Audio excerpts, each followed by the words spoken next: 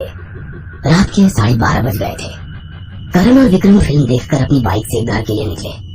उनका घर शहर से काफी दूर था। शहर से निकलते ही कुछ दूरी पर नदी के ऊपर बने पुल से गुजरते हुए उन्हें सुनसान सड़क से गुजरना था। उसके बाद 20 किलोमीटर का सफर, जिसमें 2 या 3 गांव से होकर जाते हुए दोबारा एक भूतिया नाले को पार करने के बाद 2 किलोमीटर पर उनका गांव था। पर ये जितना कहने को आसान है, उससे भी ज्यादा डरावना है। दोनों का सफर आराम से कट रहा था। फिल्म में देखी हुई बातें, हीरो हीरोइन की लव स्टोरी, मारधाड़ और फिर हैप्पी एंडिंग के बारे में दोनों बातें करने में मशगूल थे। उनका गांव अभी काफी दूर था। बाइक की पिछली सीट पर बैठे विक्रम ने कहा, भाई उस भूतिया नाले से गाड़ी जरा तेज चलाना। क्यों, क्या हुआ? अरे अब ये भी मुझे बताना पड़ेगा। अब गाड़ी भगाने को तो बोल रहा है, इसके लिए तुझे तो बताना पड़ेगा ना। मतलब तुम्हारे घर वालों ने या तुम्हारे दादा दादी ने कुछ भी नहीं बताया? क्या नहीं बताया? ज्यादा नाटक मत कर। आसपास के 10 गाँव के लोगों को पता है और तू अनजान बनने का नाटक कर रहा है। वैसे इस बारे में हम कल सुबह बात करेंगे यार, अभी घर चलते हैं, ठीक है? अरे कल किसने देखा है? और वैसे भी एक भले आदमी ने कहा है, कल करे सो आज कर, आज करे सो अभी। इसलिए तू अभी मुझे बताना क्या बात है। करण की बातें सुनकर विक्रम के चेहरे पर से हवाइयां उड़ गई थी। पिछली सीट हाथ बांधकर थोड़ा सिकुड़ कर बैठते हुए विक्रम ने कहा, भाई तू जो सुनना चाहता है मैं सब कुछ बताऊंगा, लेकिन उस जगह से जल्दी से निकलते हैं। करण ने विक्रम के चेहरे पर फैले डर को देखकर कहा, अबे साले, तुझे क्या लगता है मुझे कुछ भी नहीं पता? अबे मेरी माँ ने बताया था, भूतिया नाले के पास खड़े उस बरगद की पानी में उतरी टहनियों के बीच वो चुड़ैल रहती है। बस मैं तेरे मुंह से सुनना चाहता था। और एक बात, ये सारी बातें बकवास है यार, क्योंकि मैं आज तक इतनी दफा यहाँ से गुजरा हूँ, लेकिन मुझे आज तक कोई चुड़ैल नहीं दिखी। अरे भाई नहीं दिखती तो अच्छा ही है ना, बस आज भी ना दिखे ये कामना करते हुए वहाँ से तेजी से निकलते हैं, क्योंकि आज अमावस है और आज वो शिकार करने बाहर निकलती है।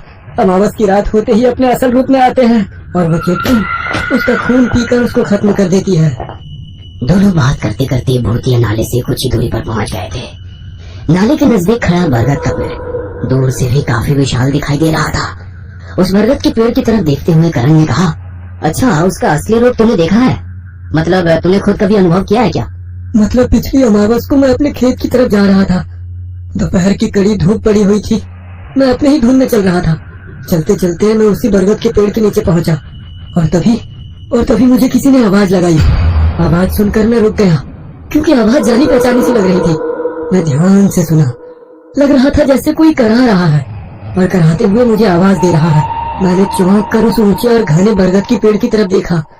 नाले के किनारे खड़े उस बरगद की टहनियों से निकली कुछ जड़ें जमीन तक पहुंच रही थी, तो कुछ नाले के पानी को छू रही थी। हवा के हल्के झोंके से वो धीरे धीरे हिलती नजर आ रही थी, मानो उन जड़ों के बीच कोई मौजूद है जो मुझे घूर घूर कर देख रहा है।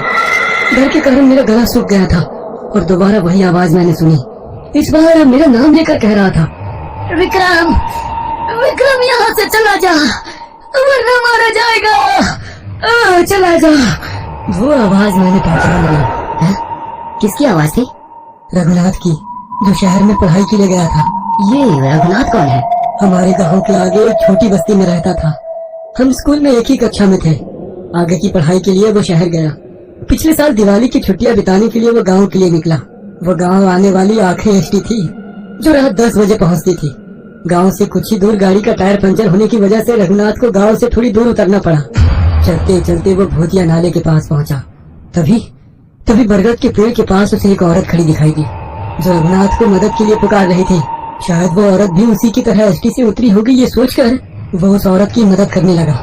पर जैसे ही रघुनाथ उसके पास जाता, वो औरत उस जगह से दूर नजर आती। वो दोबारा उसी जगह गया, पर वो औरत फिर दूर नजर आई। ऐसा करते वो बरगद के पेड़ के पास पहुंचा और वो औरत एकदम से गायब हो गई। रात का समय होने की वजह से वहाँ काफी सन्नाटा पसरा हुआ था। रघुनाथ ने चारों ओर नजरें घुमाकर उस औरत को ढूंढा कि तभी एक चीख की तरह औरत की हंसी उस सन्नाटे को चीरती हुई उसके कानों पर पड़ी। कुछ दिन गांव में अच्छे से रहा और फिर शहर चला गया, पर एक दिन अचानक वो हॉस्टल से गायब हो गया। लोगों ने खूब ढूंढा, पर महीनों बाद भी उसका कोई अता पता नहीं। मुझे यकीन है उस चेटकी ने ही रघुनाथ को मार डाला होगा। फिर क्या हुआ? फिर क्या होना था, उस कड़ी धूप में भी मेरा बदन सिहर उठा। मैं जोर से वहाँ से भागकर सीधे घर पहुँचा। मेरी हालत देख माँ और बाबा दोनों घबरा गए। मैंने सारी हकीकत उनको बताई।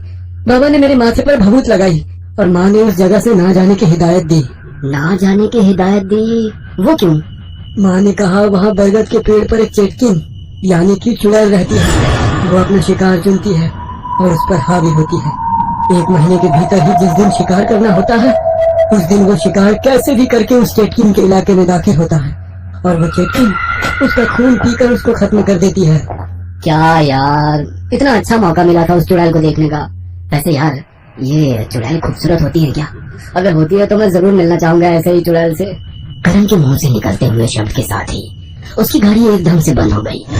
गाड़ी की स्पीड कम होते होते उस नाले पर जाकर रुकी जहाँ से विक्रम जल्द से जल्द निकलना चाहता था।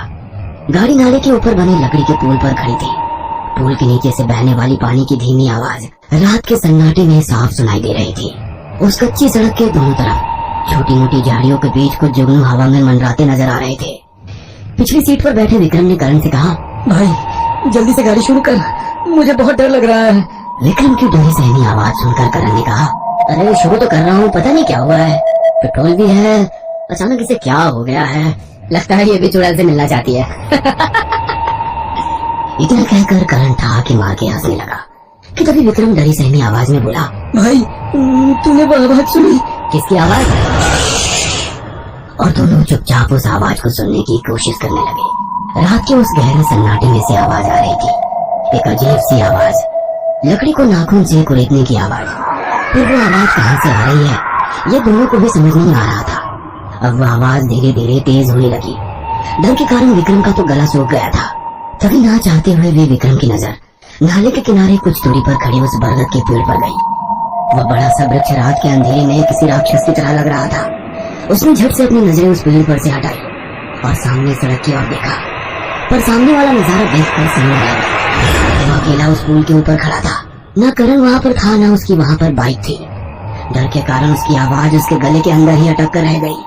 उसे पता था कि अब वो उस चुड़ैल के चंगुल में फंस चुका है और यहाँ से निकलने का कोई रास्ता नहीं है। उसने मन में ठान लिया कि वो गांव जाने वाली उस सड़क पर तेजी से दौड़ते हुए निकलेगा। तभी उसे किसी के घसीटने की आवाज आने लगी। डर के कारण उसने अपनी आंखें बंद कर ली और हिम्मत जुटाई। अब बगैर पीछे मुड़े वो वहां से भागने वाला था। उसने आंखें खोली और सामने सुनसान पड़ी उस सड़क पर नजरें पड़ते ही उसकी धड़कन ही रुक गई। कोई पुल के दूसरे छोर पर खड़ा नजर आ रहा था। उसने ध्यान से देखा, वो एक औरत थी। काली साड़ी पहने वो औरत बरगद के पेड़ को ही देख रही थी। लग रहा था उस पेड़ को देखकर वो मन ही मन खुश हो रही थी। उसके खुले बाल हवा में लहरा रहे थे जो काफी लंबे दिख रहे थे। और अगले ही पल उस औरत ने विक्रम की ओर देखा। उसका चेहरा देखकर विक्रम का दिल जोर जोर से धड़कने लगा। उसका चेहरा सफेद पड़ चुका था। बिल्ली की तरह लाल आंखें विक्रम के ऊपर ही टिकी हुई थी और उसके हाथ इंसान की तरह नहीं थे, बल्कि किसी जहरीले सांप की तरह लहरा रहे थे। रात के गहरे सन्नाटे में विक्रम को अपने दिल की धड़कनें साफ साफ सुनाई दे रही थी। विक्रम की डरी सहमी नजरें उस चुड़ैल पर ही टिकी थी कि तभी झट से उस चुड़ैल ने विक्रम पर हमला किया और सब कुछ शांत हो गया। अगले दिन धीरे धीरे विक्रम को होश आने लगा। आंखें खुलने का नाम ही नहीं ले रही थी, पर कानों पर पंछियों की चहल पहल सुनाई दे रही थी। साथ ही कुछ लोगों की भी आवाज आई जो आपस में बात कर रहे थे। तभी उसे एक जानी पहचानी आवाज सुनाई दी। उसने धीरे धीरे आंखें खोली। सब कुछ अजीब सा नजर आ रहा था। सर पर मंडराते पत्थर, सर के ऊपर से बहता नाले का पानी, ऊपर से नीचे लटकी झाड़ियां। ये सब इस तरह क्यों दिख रहा है? अपने आसपास देखा तो उस बरगद के पेड़ की जड़ों से वो घिरा हुआ था। तभी उसकी नजर उन लोगों पर गई। गांव के कुछ लोग उस लकड़ी के पुल पर खड़े नीचे पानी में कुछ देख रहे थे। उसकी भी नजर नीचे नाले के पानी में गई। पानी में उनकी बाइक पड़ी थी। ये देखकर विक्रम जोर जोर से लोगों को आवाज लगाने लगा, हरी काका, मुझे बचाओ, मैं यहाँ हूँ, इन जड़ों के बीच फंसा हूँ। अरे अब्दुल्ला चाचा, मुझे बचा लो। और वे सब पुलिस को जानकारी देने में व्यस्त थे। तभी उसके कानों पर वही जानी पहचानी आवाज पड़ी, अब कोई फायदा नहीं। वो आवाज रघुनाथ की थी। विक्रम ने चौंक कर आवाज की तरफ देखा, पर बरगद के पेड़ के नीचे आने वाली जड़ें ही दिखाई दे रही थी, लेकिन आवाज तो उन्हीं जड़ों के बीच से आ रही थी।